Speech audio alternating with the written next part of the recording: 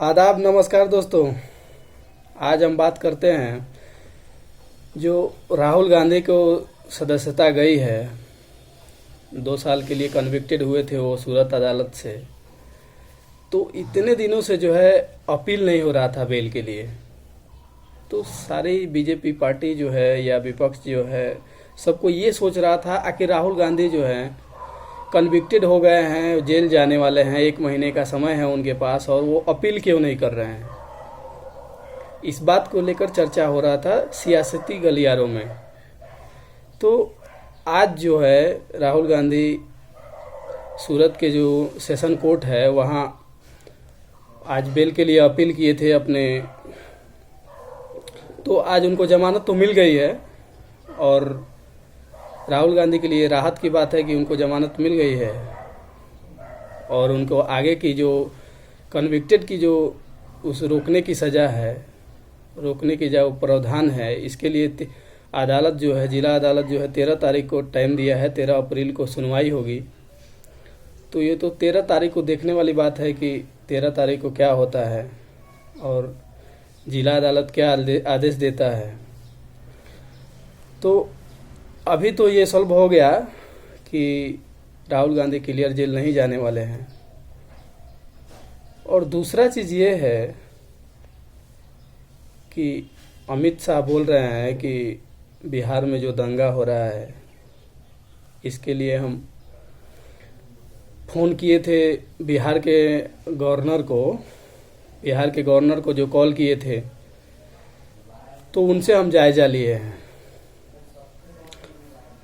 और आप बंगाल में ममता बनर्जी को बदनाम कर रहे हैं कि ममता बनर्जी सरकार जो है ये दंगा करवा रही है। लेकिन ममता बनर्जी ने पलटवार करते हुए कहा है कि जो हुबली में दंगा हुआ है बंगाल में, तो उसमें ना ही कोई हिंदू शामिल था और ना ही कोई मुस्लिम शामिल था।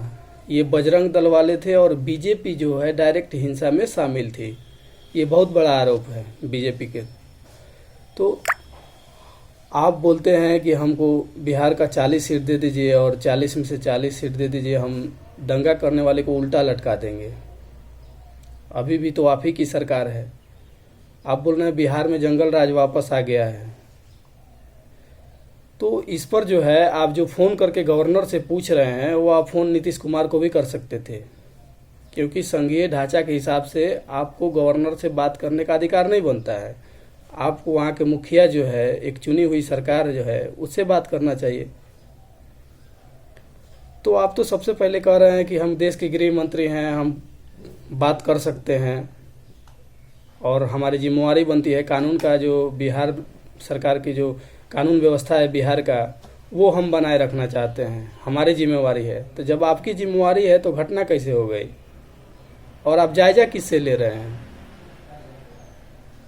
और बोल रहे हैं कुछ लोग बुरा मान गए हैं। तो बुरा लोग कौन मानेंगे?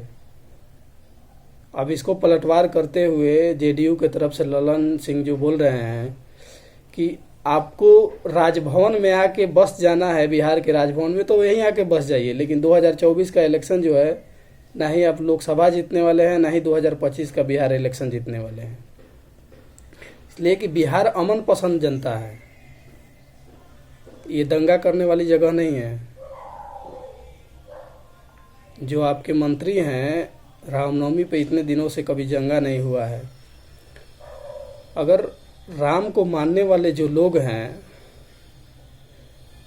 हम ये पूछना चाहते हैं कि जो राम को मानने वाले लोग हैं या हिंदू धर्म को मानने वाले लोग हैं, राम को जो चरित्र, अगर रामचरित्र मानस जो पढ़े लोग हैं, तो रामनवमी के जुलूस में जो है महात्मा गांधी के जो हत्यारे हैं, गॉडसे है, उसका फोटो लेके आप जुलूस निकाल रहे हैं। ये कहाँ तक जायज़ है? आखिर राष्ट्रपिता है महात्मा गांधी, उनके हत्यारे को आप रामनवमी के जुलूस में आप हीरो बना रहे हैं। तो एक तरह से आप ये दंगा फैलाने का काम कर रहे हैं। और इस पर जो है आप कुछ नहीं बोल रहे हैं। आपकी जो सांसद हैं प्रज्ञा ठाकुर, वो बोल रही है कि अब समय आ गया है कि चाकू में धार लगा लीजिए आप लोग। चाकू और तलवार में धार लगा लीजिए। ये आप किस तरफ इशारा कर रहे हैं? चाकू में धार लगवा लीजिए, क्या मतलब है इसका? आप साफ साफ इशारा कर रहे हैं कि 2024 का इलेक्शन आने वाला है, हम दंगा करके ही जीतेंगे। तो जो आप बिहार में बोल रहे हैं कि हम दंगा करने वाले को उल्टा लटका देंगे, तो ये इस बयान पर आप कहाँ जाता है? अमित शाह जी का खुद का आपका बयान है। जब शाहीन बाग में आंदोलन हो रहा था, दिल्ली चुनाव के दौरान आप बोल रहे थे कि आप बटन यहाँ दबाइए और झटका लगेगा शाहीन बाग में। ये समाज को तोड़ने वाली बात नहीं है। आपके जो नेता हैं बीजेपी के, कपिल मिश्रा, वो बोल रहे थे आज तो ट्रम्प हैं, कल तो हमें पुलिस भी नहीं रोक पाएगी। क्या ये दंगा करने वाली बात नहीं है? आपके जो अभी आप अनुराग ठाकुर जो हैं, वो बोल रहे हैं जो बिहार में जो है जंगल राज हो गया है, पहले लालू जी के राज में था, अभी नीतीश के राज में आ गया है, तो हम दंगा किसी भी सूरत में बर्दाश्त नहीं करेंगे।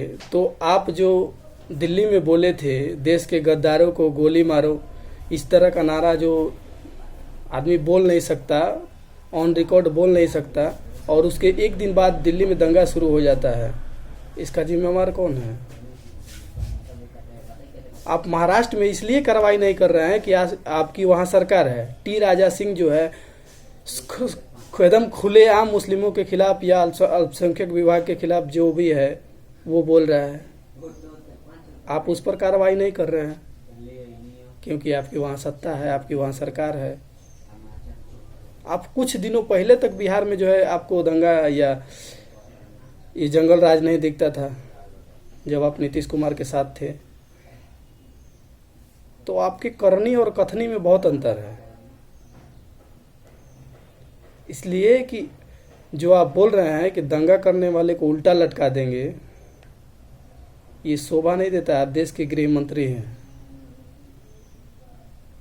अगर आपको उल्टा लटकाना ही है तो पहले इन नफरती चिंटुओं को लटकाइए जो आए दिन भाषण देते हैं। आपके जो बिहार के नेता है गिरिराज सिंह, बात बात पे बोलते हैं कि तुम पाकिस्तान चले जाओ। आपको कार्रवाई करना चाहिए योगी आदित्यनाथ पर, जो बोलते हैं कि ये चुनाव जो है 80-20 का मामला है। क्या मतलब है इसका?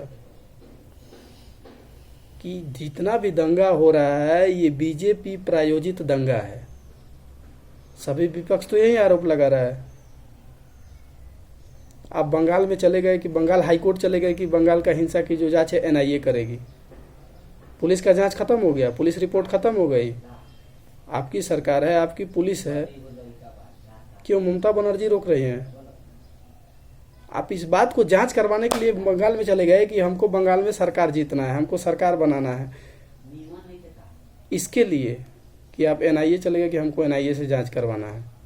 क्यों बिहार में एनआईए से जांच नहीं होना चाहिए? तो बिहार में जो है नीतीश कुमार इस पर आपातकाल मीटिंग किए हैं और जो भी दंगा का दोषी है उसको पूरा कार्रवाई करने का आदेश दिया है। और जिनके भी परिजन मृत घोषित किए गए हैं या जो भी दंगे में मारे गए हैं उनको 5-5 लाख रुपए का मुआवजा देने का ऐलान किया गया है बिहार सरकार की तरफ से। तो एक तरफ से जनता को ये अब सोचना चाहिए कि इतने दिनों से जो दंगा नहीं हो रहा था अभी क्यों हो रहा है। हर लोकसभा चुनाव के 1 साल पहले से दंगा क्यों शुरू हो जाता है, ये सोचने वाली बात है। ये आपको सोचना है कि 2019 के लोकसभा चुनाव के पहले जो पुलवामा घटना हुआ वो क्यों हुआ। तो ये जनता को समझना है कि जब भी चुनाव हो रहा है तो ये कहाँ से आतंकवाद और ये बात निकलने जा रहा है कि घटना हो रहा है, अभी रामनवमी के जुलूस में हुआ है। तो जनता को तय करना है कि हमको दंगाई सरकार चाहिए या लोकतंत्र चाहिए। आप हमें दीजिए इजाज़त, मिलते हैं कल एक नए वीडियो के साथ। जय हिंद, जय भारत।